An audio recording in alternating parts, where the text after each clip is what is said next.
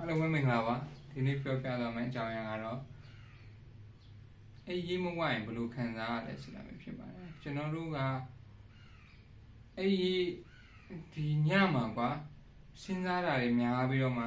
အိတ်လို့မရတာတွေဖြစ်ကြတယ်အဲ့လိုမျိုးဖြစ်ကြလို့ပဲ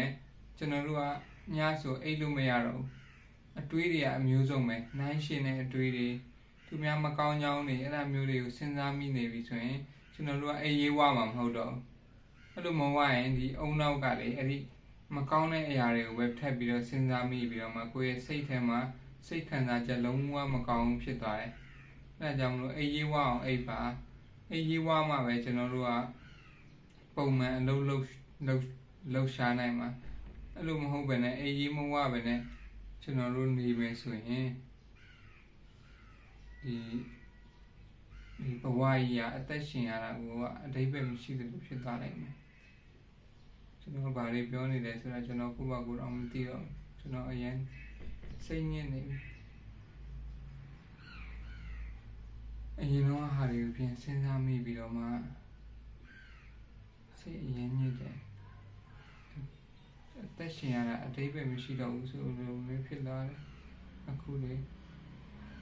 ဘာမှကိုမလုပ်ချင်တော့တာပါအရင်စိတ်ပြတ်သွားပြီအလုံးလုံးမယ်အလုံးလုံးပြီးတော့မှညအိမ်မယ်အဲ့ဒါကိုပဲစဉ်းစားနေတာတခြားဘာမှမစဉ်းစားနိုင်တော့စိတ်ပြတ်စရာကောင်းသွားပြီဒီအိမ်ကြီးမဝတာလည်းပါတယ်အိမ်ကြီးဝအောင်အိပ်ပါတယ်ဒါပေမဲ့လည်း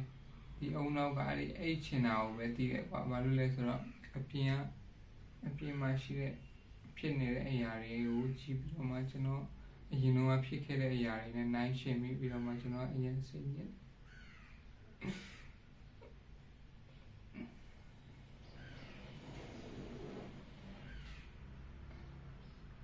ဒီကဗီဒီယိုလေးကြည့်